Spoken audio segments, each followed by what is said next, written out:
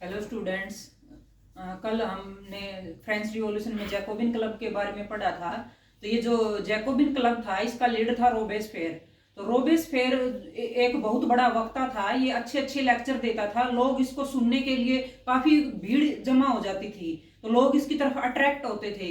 ये लोगों को बताता था कि हमें जो ये शाही लोग हैं महंगे महंगे कपड़े पहनते हैं, नी ब्रीचेस वाले कपड़े पहनते हैं, तो ये सभी नहीं पहनना चाहिए, हमें बिल्कुल सिंपल रहना चाहिए। इसने लोगों को बताया कि जैसे कि डॉक वर्कर्स कपड़े पहनते हैं वैसे सिंपल कपड़े पहनने चाहिए। तो इसने जो ये अपना क्लब बनाया जैकोबिन क्लब, तो इसके लोगों ने वैसे ही कपड़े पहनना स्टार्ट कर दिया। ऐसे रेड स्ट्रिप वाले यानी लाल धारीदार पैंट पहनते थे और एक जो लाल टोपी पहनते थे।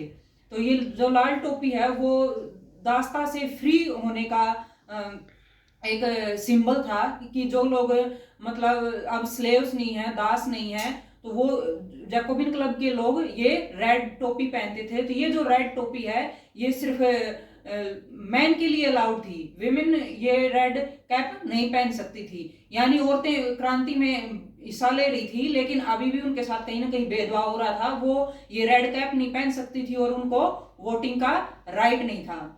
तो ये जो लोग हैं वो विदाउट नी ब्रीचेस वाले कपड़े पहनते थे। तो जैकोबिन क्लब के जो लोग थे उन्होंने वो सब इकट्ठा हुए और उन्होंने डिसाइड किया कि ये जो पाव रोटी के भाव बढ़ रहे हैं और ये जो कीमतें बढ़ रही हैं तो इसका हम विद्रोह करेंगे। तो इन्होंने विद्रोह किया और विद्रोह करने के बाद इन्होंने टुलेरिस का एक पैलेस था, उस पैलेस पर इन्होंने हमला कर दिया और वहां पर जो राजा के गार्ड थे उन सभी को मार दिया गया। और जो पूरी शाही फैमिली थी, राजा और राजा का परिवार, उसको कैद कर लिया जाता है और घंटों तक राजा को कैद रखा जाता है। तो ऐसा करने के बाद ये क्या करते हैं कि ये सभी को वोटिंग का राइट दे देते हैं। जो भी 25 ईयर्स तक के जो मैन थे, 25 ईयर्स या इससे अबो एज के जो आदमी थे उनको वोटिंग का राइट था। तो अब ये दोबारा इलेक्शन कराते हैं। इन्होंने पूरी तरह से राजतंत्र को खत्म कर दिया और पूरी तरह से रिपब्लिक गणतंत्र बना दिया फ्रांस को। तो ये दोबारा से इलेक्शन कराते हैं। तो उस इलेक्शन में ये अब जो 21 ईयर्स या इससे अबो एज के जो लोग हैं उन सभी को वोटिंग का राइट दे देते हैं। पहले क्या था कि जो लोग 3 दिन का टैक्स देते थे और 25 ईयर्स से अबो थे उनको वोटिंग का राइट था, लेकिन अब जो गरीब लोग हैं उन सभी को वोटिंग का राइट मिल गया। यानी जितने भी मैन हैं, आदमी हैं फ्रांस के, और वो 21 ईयर्स या उससे अबो एज के हैं, तो उन सभी को वोटिंग का राइट है, चाहे वो टैक्स पे कर रहे हैं या नहीं कर रहे, चाहे अमीर हैं या गरीब हैं। लेकिन औरतों को वोटिंग का राइट अभी भी नहीं दिया। तो अब इन्होंने इलेक्शन कराए। इलेक्शन के बाद जो नई असेंबली बनती है उसका नाम इन्होंने कन्वेंशन रखा। पहले क्या था कि जो थर्ड स्टेट के लोग हैं उन्होंने जो असेंबली बनाई थी उसका नाम रखा गया था नेशनल असेंबली, लेकिन अब इन्होंने जो असेंबली बनाई है उसका नाम क्या रखा गया, उसका नाम कन्वेंशन रखा गया। तो 21 सितंबर 1792 को पूरी तरह से फ्रांस रिपब्लिक बन जाता है और एक नई असेंबली इलेक्टेड होती है, उसका नाम रखते हैं ये कन्वेंशन। तो उसके बाद वहां पर पूरी तरह से गणतंत्र स्थापित होने के बाद जो शाही परिवार है उसको उन्होंने जेल में डाल रखा था। तो राजा के खिलाफ फिर कोर्ट में केस चलता है and then Louis 16 was sentenced to death by a court on the charge of treason. Treason क्या होता है? ट्रीजन होता है देशद्रोह, यानी अपने देश के साथ विश्वासघात करना, गद्दारी करना। तो कोर्ट ने पाया कि जो राजा है वो गद्दार निकला और उसको फिर कोर्ट ने मौत की सजा सुना दी।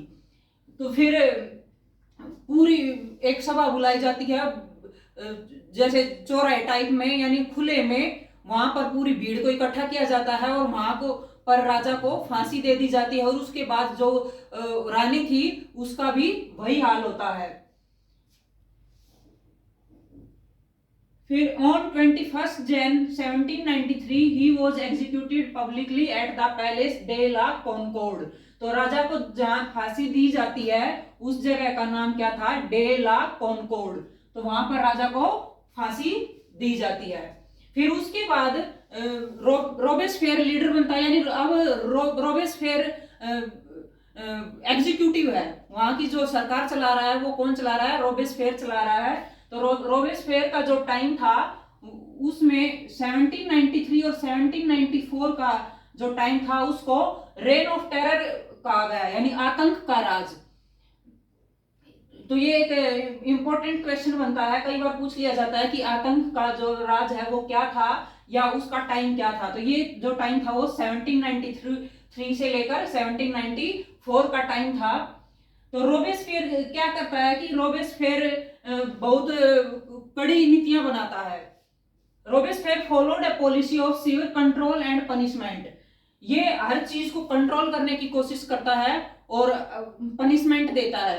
तो ये जो भी लोग रिपब्लिक के खिलाफ थे, यानी गणतंत्र के खिलाफ थे, चाहे वो एक्स नोबलमैन थे या क्लर्जी थे या चाहे इसी की पार्टी के लोग थे, तो ये उन लोगों को पकड़ के जेल में डलवा देता और उसके बाद उनके खिलाफ केस चलता और केस चलने के बाद अगर वो गिल्टी पाए जाते, if the court found them guilty they were guillotine, तो वो उनको गिलोटाइन एक मशीन थी, ऐसे दो पोल लगे हुए थे और दो पोल के बीच में एक बड़े सा ब्लेड लगाया गया था, यानी लटकते हुए आरे के टाइप के एक बीच में दो पोल के बीच में एक मशीन सेट की हुई थी। वहां पर जो दोषी पाया जाता उस आदमी की गर्दन को रखा जाता और उस आरे से ऐसे काट दिया जाता था। तो उस मशीन का नाम क्या था, गिलोटिन था। इस मशीन का नाम गिलोटिन किसके नाम पर पड़ा, ये जो मशीन है इसका इन्वेंशन डॉक्टर गिलोटिन ने किया था, तो उसके नाम पर ही इस मशीन का नाम गिलोटिन पड़ा। तो जो भी दोषी पाया जाता उसको गिलोटिन से उसकी गर्दन को काट दिया जाता है। तो लोगों में आतंक फैल गया, मतलब लोग डरने लगे। उन्होंने वो तो पहले से राजा से परेशान थे, इसलिए तो उन्होंने राजा को हटाया था और रोबेस्फेयर को अपना लीडर चुना था। लेकिन रोबेस्फेयर क्या है, वो भी अब लीडर बनने के बाद कड़ी नीति अपनाने लगा और अपनी मनमानी करने लगा। तो लोग अब उससे काफी डरने लगे। तो he fix the wages and prices. अब उसने हर चीज को कंट्रोल करने की कोशिश की, जो भी मजदूरी थी उसके रेट फिक्स कर दिए और बाकी जितनी भी खाने पीने की चीजें थी या जो भी चीजें थी उनका प्राइस बिल्कुल फिक्स कर दिया। और अनाज के प्राइस उसने फिक्स कर दिए, उसी पर अब किसानों को बाजार में ले जाकर उसी रेट के ऊपर अब अपनी फसल को बेचना पड़ेगा, यानी उससे ना कम में बेच सकते और ना ही ज्यादा में, यानी किसानों को अब मजबूर कर दिया। तो उसके बाद इसने क्या किया कि इसने जो बोलचाल की भाषा है कि उसमें भी सिर्फ इसने कपड़ों का ही नहीं बताया कि एक जैसे कपड़े पहनेंगे वो स्ट्रिप वाले, इसने बताया कि जो बोलचाल की चीजें हैं या खाने पीने की चीजें हैं वो भी सभी के लिए एक जैसी होगी। तो इसने जो व्हाइट कलर का जो व्हीट था, यानी व्हाइट कलर का जो अनाज था वो बिल्कुल बंद कर दिया, व्हाइट ब्रेड बिल्कुल बैन कर दी और गेहूं से बनी हुई जो सिंपल ब्रेड होगी सभी वही ब्रेड खाएंगे, चाहे नोबलमैन है, चाहे वो गरीब लोग हैं और चाहे किसी को वो अच्छी लगे या ना लगे। तो यानी इसने हर चीज के ऊपर कंट्रोल करने की कोशिश की। तो सभी के लिए जो पाव रोटी है वो सभी के लिए समान कर दी। और बोलने में भी इसने, जो पहले लोग क्या बोलते थे कि मॉन्सेर, यानी जैसे हम सर बोलते हैं ऐसे मॉन्सेर नाम का वर्ड आदमियों के लिए यूज किया जाता था और मदामे या मैडम औरतों के लिए यूज किया जाता था। तो इसने बताया कि अब ये जो मॉन्सेर और मदामे जो हम यूज कर रहे थे, अब कोई ये शब्द नहीं बोलेगा, कोई नहीं यूज करेगा। अब मॉन्सेर की जगह सिटोइन और मदामे की जगह सिटोइनी वर्ड यूज किया जाएगा, यानी इसने बोलचाल में भी सभी को एक जैसा बोलने के लिए बोला। फिर ये अपनी ज्यादा ही मनमानी करने लगा तो लोग इसके भी खिलाफ हो गए। अब लोगों ने क्या किया कि वो इसके खिलाफ भड़कने लगे। तो फिर finally Robespierre convicted by the court in July 1794। तो अब इसके खिलाफ भी कोर्ट में केस चलता है और कोर्ट इसको दोषी पाता है और जुलाई 1794 में इसको भी गिलोटाइन कर दिया जाता है, यानी गिलोटाइन मशीन पे इसकी भी गर्दन को रख के इसको भी काट दिया जाता है। अब जो मशीन का आविष्कार इसने रोबेस्फेयर ने कराया था दूसरे लोगों के लिए, अभी वो वही मशीन इसकी भी जान के लिए खतरा बनी और उसी मशीन से इसको भी सजा मिली। तो अब रोबेस्पियर का अंत हो जाता है। अब एक डायरेक्टरी बनाई जाती है, डायरेक्टरी रूल्स फ्रांस। अब जो डायरेक्टरी है अब उसका रूल फ्रांस में स्टार्ट हो गया। तो अब जैसे पहले राजा का अकेले का राज था तो वो डिक्टेटरशिप था, उसके बाद रोबेस्पियर को इन्होंने चुना तो अब रोबेस्पियर भी अब अकेले आदमी के हाथ में सत्ता आने के बाद वो भी डिक्टेटर बन गया। तो अब लोगों ने डिसाइड किया कि जो अब किसी एक आदमी के हाथ में सत्ता नहीं दी जाएगी, नहीं तो वो फिर वही डिक्टेटरशिप वाला काम होगा। तो दे अपॉइंटेड 5 मेंबर्स। तो अब डायरेक्टरी के 5 मेंबर्स चुने जाते हैं और ये 5 मेंबर्स, अब इन 5 मेंबर्स के हाथ में सत्ता होगी और इनमें से अगर कोई गड़बड़ करेगा तो उसके खिलाफ कोर्ट में केस चलाया जाएगा। तो ऐसे ही वहां पर गड़बड़े चलती रहती और कोई ना कोई गड़बड़ करता, तो फिर डायरेक्टरी में ऐसे ही गड़बड़ चलती रही और अच्छी तरह से ये रूल नहीं कर पाई। तो ये जो अच्छी तरह से रूल नहीं कर पा रही थी, तो अब एक आदमी और ऐसे ही रोबेस्पियर की तरह एक आदमी का और उदय होता है और ये कौन है? ये है नेपोलियन बोनापार्ट। तो नेपोलियन बोनापार्ट ये भी एक मामूली सा सिपाही था मिलिट्री का, लेकिन अब इसने फायदा उठाया क्योंकि इसने देखा कि जो डायरेक्टरी है उसमें तो आपस में जो मेंबर्स हैं वो आपस में लड़ रहे हैं। तो ये नेपोलियन बोनापार्ट रोबेस्पियर की तरह ये भी काफी अच्छे से भाषण देता था, लोगों की भीड़ इकट्ठा होने लगी, यानी लोग इससे इंस्पायर हुए और फिर इसकी तरफ अट्रैक्ट हुए। तो ये वहां पर नेता बना। तो इस नेपोलियन बोनापार्ट के बारे में हम हिस्ट्री के 3rd चैप्टर में डिटेल में पढ़ेंगे। अब के लिए बस इतना ही है कि वहां पर पहले क्या था कि मोनार्की सिस्टम था। मोनार्की सिस्टम के बाद नेशनल असेंबली भी बनी। नेशनल असेंबली के बाद बहुत सारे क्लब बने। तो जैकोबिन क्लब का जो लीडर था मैक्सिमिलियन रोबेस्पियर, वहां पर फिर वो लीडर बना, लेकिन उसने भी डिक्टेटरशिप स्टार्ट कर दी और उसका जो टाइम है वो रेन ऑफ टेरर कहलाया। फिर उसके बाद फिर इलेक्शन हुए और वहां पर फिर नई असेंबली बनी और उस असेंबली का नाम कन्वेंशन रखा गया। फिर कन्वेंशन के बाद डायरेक्टरी बनी, लेकिन डायरेक्टरी के बाद भी वहां पर अच्छी तरह से शासन नहीं हो पाया। तो फिर इसका राज आया नेपोलियन बोनापार्ट का और इसके साथ ही जो फ्रेंच रिवॉल्यूशन है वो खत्म हो गया। लेकिन जो फ्रेंच रिवॉल्यूशन में जो घटनाएं घटी और बहुत सारी चीजें निकल के आई, तो उसका पूरे खाली फ्रांस ही नहीं पूरे यूरोप पर उसका असर पड़ा। जैसे कि समानता और इन्होंने राइट दिए और जो ये पावर का डिस्ट्रीब्यूशन किया 3 टाइप से, एग्जीक्यूटिव, लेजिस्लेचर और वो जो जुडिशरी, तो उसके बेस पे जो सरकार बनी तो उन सब का पूरे यूरोप के ऊपर और पूरी दुनिया के ऊपर असर पड़ा। तो ये सब चीजें फ्रेंच रिवॉल्यूशन में हुई। लेकिन इसके साथ ही जब ये घटनाएं घट रही थी तो वहां पर विमेन की क्या कंडीशन थी उसके बारे में हम थोड़ा सा अब डिटेल में देखेंगे। Women were disappointed that the constitution of 1791, जो ये 1791 में जो कॉन्स्टिट्यूशन बना था इससे जो औरतें हैं वो सेटिस्फाई नहीं थी। क्यों सेटिस्फाई नहीं थी? क्योंकि उनको वोटिंग का राइट नहीं मिला, पॉलिटिकल में उनको कोई भी राइट नहीं था, ना ही उनको कोई पद दिया गया, ना वो इलेक्शन लड़ सकती थी और ना ही वो वोट कर सकती थी। तो इसलिए जो औरतें हैं वो नाराज थी। जैसे कि पहले क्या था कि अमीर लोगों को वोटिंग का राइट मिला, तो लेकिन जो गरीब लोग नाराज थे तो उन्होंने मूवमेंट को कंटिन्यू रखा। फिर बाद में सभी को वोटिंग का राइट मिला, लेकिन औरतों को फिर भी वोटिंग का राइट नहीं मिला। तो इसलिए औरतें भी अब क्रांति में बढ़ चढ़ कर हिस्सा लेने लगी। औरतों को की हर काम में हिस्सेदारी थी।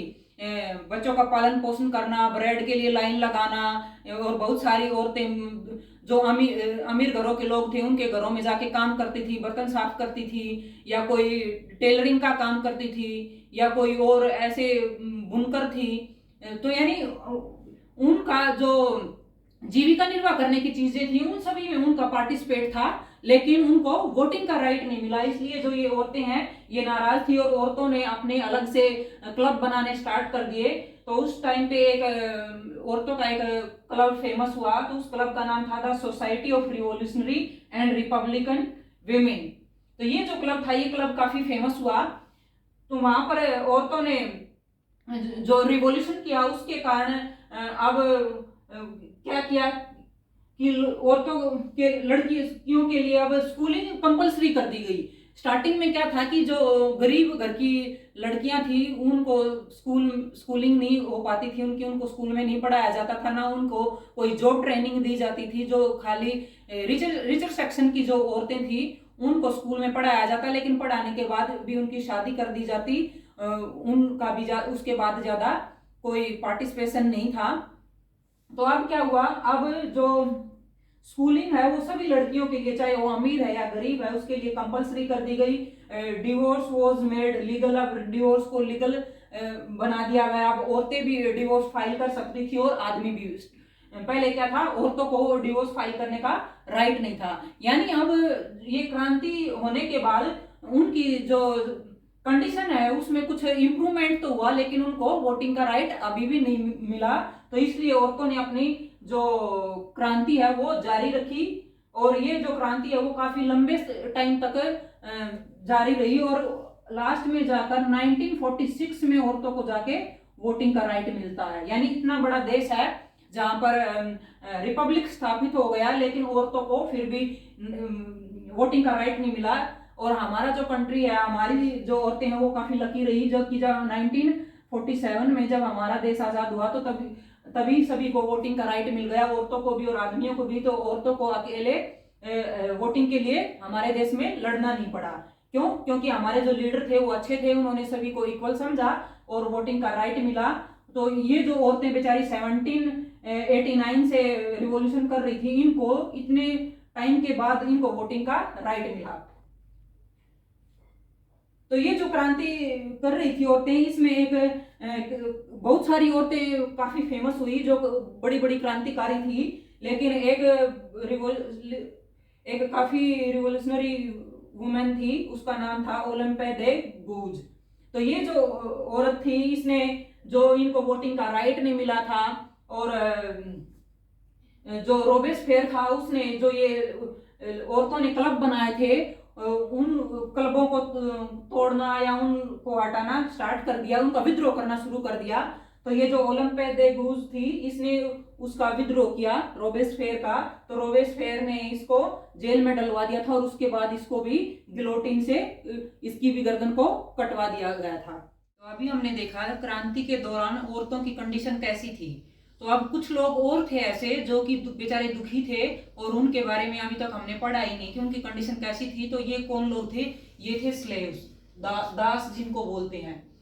तो ऐसे बहुत सारे लोग थे जिनको जबरदस्ती पकड़ के ले जाया जाता था, मजदूरी करवाई जाती थी और उनको दास बनाया जाता था, और वो बेचारे ऐसे ही घंटों काम करते रहते थे। यानी उनकी कंडीशन बहुत खराब थी। तो ये लोग कौन थे? ये स्लेव्स थे।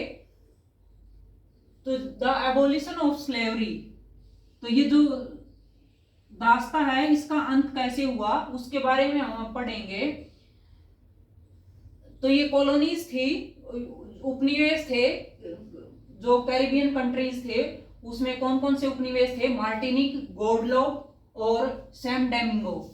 ये इंपोर्टेंट सप्लायर थे किसके? बहुत सारी जो कमोडिटीज थी, जैसे कि तंबाकू, इंडिगो, शुगर, कॉफी। तो ये जो उपनिवेश थे वहां से ये बहुत सारी चीजें सप्लाई की जाती थी लोगों के खाने पीने के लिए। तो ये उनका प्रोडक्शन करते थे। तो उनका प्रोडक्शन करने के लिए अब उनको मजदूरों की जरूरत थी। तो ये जो मजदूर हैं उनको जबरदस्ती वहां पर ढूस ढूस के ले जाया जाता, और उन लोगों से वहां पर काफी बड़े बड़े प्लांटेशन थे, बागान थे, वहां पर इन लोगों से काम कराया जाता। Triangular slave trade between Europe, Africa and America. तो अगर ये जो दास थे इनको कहां से ले जाया जाता? ये जो इनको यूरोप के जो लोग थे उनको वहां से जबरदस्ती पकड़ के ले जाया जाता था। अगर यूरोप के लोग जाने से मना कर रहे हैं तो इट मीन्स जो मजदूर हैं उनकी कमी है। यानी पूरी मजदूरों की, दासों की कमी कौन पूरा करता था? यूरोप पूरा करता था। तो उस कमी को पूरा करने के लिए एक ट्रायंगुलर बनाया गया। ये किस किस के बीच में बना? ये यूरोप, अफ्रीका और अमेरिका के बीच में बना। यानी यहाँ से मजदूरों को पकड़ के ले जाया जाता और अटलांटिक ओशियन से वहां पर कैरिबियन कंट्रीज में लोगों को पहुंचाया जाता। यहाँ से ये जो फ्रांस था, फ्रांस से ये लोगों को खरीदते वहां के जो सौदागर थे और उनको दागते, यानी स्टैंप, जैसे स्टैंप लगाई जाती है पेपर के ऊपर, ऐसे ही किसी लोहे की चीज से उनको ऐसे गर्म करके दागा जाता, यानी उनके ऊपर स्टैंप लगाई जाती। वो उनकी पहचान थी कि ये दास हैं, ये हमने खरीदे हैं। फिर उनको बड़े बड़े जहाजों पे लाद के उनको हथकड़ी लगा के ढूस दिया जाता था और उनकी कंडीशन बहुत खराब थी। अब ये मान लो कि जैसे कि 10 आदमियों के आने की जगह है और वहां पर हजारों को ढूस दिया जाए, तो यानी थोड़ी सी जगह, ऊपर नीचे ऐसे किसी को बैठने की भी अच्छी सी जगह नहीं मिलती थी। और इनको समुद्र के रास्ते ले जाया जाता और समुद्र के रास्ते ले जाने में इनको 3-3 महीने तक का टाइम लग जाता था और ना इनको पेट भर खाना दिया जाता। अगर किसी को 4 रोटी की भूख है तो उनको 1 ब्रेड या ऐसे दे दिया, मतलब उनको खाली जिंदा रखते थे, इतना खिलाया जाता था कि वो खाली जिंदा रहे, यानी उन बेचारों की कंडीशन बहुत खराब थी। तो 3 महीने के दौरान बहुत सारे मजदूर तो वहीं कुचल के और एक दूसरे से दब के मर जाते थे। तो बोर्दे और नैंते की कोस्ट से अफ्रीका के वहां जहाज ले जाए जाते और वहां से फिर स्थानीय जो सौदागर थे वहां से इन दासों को खरीदा जाता और फिर इनको समुद्र के रास्ते इनको लाया जाता था और वहां पर बागान के जो मालिक थे उन मालिकों को इनको बेच दिया जाता। और जो ये बागान थे वो पूरे यूरोप में शुगर, कॉफी और इंडिगो की डिमांड को पूरा करते थे, यानी वहां पर इन सब का प्रोडक्शन किया जाता था। तो ये जो मजदूर थे बेचारे, स्लेव थे, इनकी कंडीशन के ऊपर 18th सेंचुरी में इसका विरोध होना तो स्टार्ट हो गया कि लोगों में चर्चाएं तो होने लगी कि ये जो दास्ता है ये बिल्कुल बेकार है, किसी को भी पकड़ लिया जाता और किसी को भी जबरदस्ती ले जाया जाता। लेकिन इसके लिए बातें तो चल रही थी, लेकिन इसके लिए कोई भी कानून नहीं बना। नेशनल असेंबली ने इसके लिए कोई भी कानून नहीं बनाया। काफी टाइम के बाद 1794 में कन्वेंशन, जो नई असेंबली बनी थी, उसने एक कानून पास कर दिया और दास्ता से मुक्त कर दिया, यानी अब जो ये स्लेव्स हैं उनको फ्री करने का कानून बना दिया गया। लेकिन ये जो कानून है ये काफी टाइम तक नहीं चला। ये आफ्टर 10 ईयर्स नेपोलियन बोनापार्ट जब फिर दोबारा फ्रांस का शासक बनता है तो वो इसको दोबारा लागू कर देता है और वहां के जो बागान मालिक हैं उनको फिर फ्रीडम मिल जाती है फिर दासों को खरीदने की और वो अपना व्यापार पूरी तरह से करने लगते हैं। तो इस तरह व्यापार से ये बोर्दे और जो नैंतेस की जो बंदरगाहें हैं ये काफी उस टाइम पे फली फूली, यानी काफी रिच जगह बन गई है। तो ऐसी कंडीशन बेचारे दासों की थी। तो ये जो दास हैं ये बेचारे बहुत बुरी कंडीशन में थे। कब? जब फ्रेंच रिवॉल्यूशन की घटनाएं घट रही थी। तो ये हमने अभी तक देखा, औरतों की कंडीशंस को देखा कि औरतों की हालत कैसे थे फ्रांस में और जो दास हैं उनकी कंडीशन कैसी थी। अब हम जो डेली लाइफ है वहां उसकी क्या सिचुएशन चल रही थी एक बार उसके बारे में देखेंगे। तो जैसे कि हमने देखा था कि लोगों में अब चर्चाएं होने लगी थी, जगह जगह लोग इकट्ठा होकर बातें करने लगे थे राजा के खिलाफ। तो ऐसे अब कानून बने थे, तो जो कानून बने थे उन्होंने लोगों को फ्रीडम दे दी थी, freedom of speech and expression, यानी लोग अब आपस में बातें कर सकते थे, अपनी भावनाओं को रख सकते थे, उनको भाषण देने की, ये सब करने की छूट दे दी गई। तो 1789 की जो घटनाएं घटी थी, जो बास्तील जेल को तोड़ दिया गया था, तो उसके बाद एक नया कानून इंट्रोडक्शन में आया था। वो क्या था? सेंसरशिप। तो अब जो लोगों की डेली लाइफ है उसमें क्या चेंजेस आ रहे थे, यानी जो किताबें छपती हैं या न्यूज़पेपर छपते हैं, क्या वो लोगों के जीवन को बदल सकते हैं? तो ऐसा बदलाव हो सकता है, क्योंकि हमने फ्रेंच रिवॉल्यूशन में देखा कि लोग इकट्ठे होने लगे और जो कुछ पढ़े लिखे लोग थे वो जोर जोर से न्यूज़पेपर को और किताबों को पढ़ पढ़ के सुनाते थे और अनपढ़ लोग भी उन सबको सुन के उनसे प्रेरित हो रहे थे। तो ऐसा एक पहले एक कानून पास किया गया था सेंसरशिप का, जो 1789 की जो घटनाएं घटी थी उसके बाद इस कानून को समाप्त कर दिया गया। सेंसरशिप क्या है कि कोई भी न्यूज़पेपर या बुक्स छपती हैं तो उससे पहले सरकार उसको देखेगी कि उसमें जो मटेरियल छपा है उसमें कहीं सरकार का विरोध तो नहीं हो रहा। तो सरकार पहले से इस फ्रांस में ऐसी कंडीशन थी, तो सरकार ऐसे न्यूज़पेपर में छपना और ये सब क्यों करेगी, क्योंकि इससे सरकार का विरोध होगा। तो लेकिन 1789 के बाद ये जो कानून है ये सेंसरशिप का, इसको समाप्त कर दिया गया। अब लोगों को freedom of speech and expression का नेचुरल राइट बना दिया गया, यानी अब लोग अपनी भावनाओं को व्यक्त कर सकते थे। जगह जगह जाकर लोग इकट्ठा होने लगे और जो कुछ मुट्ठी भर पढ़े लिखे लोग थे वो जोर जोर से लोगों के बीच में अखबार पढ़ते, किताबें पढ़ते। तो उन सब से जो अनपढ़ लोग थे उनके बीच भी फ्रांस में क्या क्या घटनाएं घट रही हैं उनको पता चलने लगा। तो यानी मीडिया का एक बहुत बड़ा रोल होता है। जैसे कि हम अपनी कंट्री में देखते हैं डेली न्यूज वगैरह आती हैं, अगर मीडिया किसी चीज को ज्यादा ही उछाल के या बार बार किसी चीज के बारे में खबर दिखाए तो उससे काफी लोग प्रभावित होते हैं, काफी लोगों को पता चलता है कि हमारे देश में क्या चल रहा है। तो ऐसे ही मीडिया की एक बहुत बड़ी इंपॉर्टेंस थी।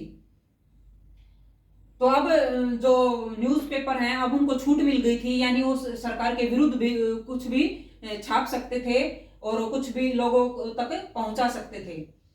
अब उसके बाद कंक्लूजन क्या निकला? कंक्लूजन ये निकला कि फ्रेंच रिवॉल्यूशन के बाद जो कन्वेंशन है वो असेंबली बनी थी वो भी भंग कर दी जाती है और अब नेपोलियन बोनापार्ट वहां का अब रूलर बनता है।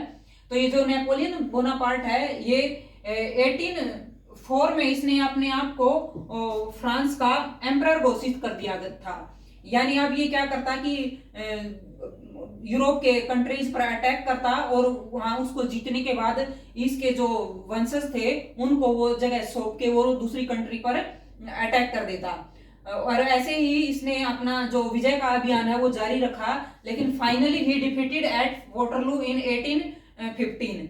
1815 में वाटरलू की जगह ये इसको हरा दिया जाता है और इससे जो भी इसने चीज वो वहां पर जो कंट्रीज जीते थे या जो भी इसने चेंजेस किए थे उसका असर फ्रांस या यूरोप पर काफी टाइम के बाद दिखाई पड़ा। तो इसने एक यूनिफॉर्म सिस्टम भी लागू किया था वेइंग का, जो मेजर करने के लिए, या एक डेसिमल सिस्टम था जो कि जिसको इसने एक बना दिया था। तो ये बहुत सारे चेंजेस हुए फ्रेंच रिवॉल्यूशन के कारण। तो फ्रेंच रिवॉल्यूशन का पूरे यूरोप पर असर पड़ा और पूरे यूरोप पर ही नहीं पूरे वर्ल्ड पर जितने भी उपनिवेश उस टाइम पर बना रखे थे, कॉलोनीज बना रखी थी, उन सब पे इसका असर पड़ा और उन्होंने भी अपने स्वतंत्र होने के लिए काम करना स्टार्ट कर दिया। तो हमारे कंट्री के भी बहुत सारे लोग उनसे प्रभावित हुए। तो उसके दो अच्छे एग्जाम्पल है राजा राम मोहन राय और टीपू सुल्तान। वो फ्रेंच रिवॉल्यूशन से काफी प्रभावित हुए थे और उन्होंने इस से काफी कुछ सीखा था। तो आई होप आपको ये फ्रेंच रिवॉल्यूशन अच्छे से समझ आया होगा। और अगर आप, हालांकि ये बच्चों को काफी डिफिकल्ट लगता है, लेकिन आप अगर इसको स्टोरी की तरह कंटिन्यूसली जोड़ जोड़ के देखेंगे कि एक के बाद कौन सी घटनाएं घटी, एक के बाद दूसरी घटनाओं को ऐसे आपस में जोड़ के देखोगे तो आपको अच्छे से समझ आएगा। और मेरी वीडियो को लाइक करना मत भूलना और मेरे चैनल को सब्सक्राइब करना और वीडियो को शेयर करना। Thank you.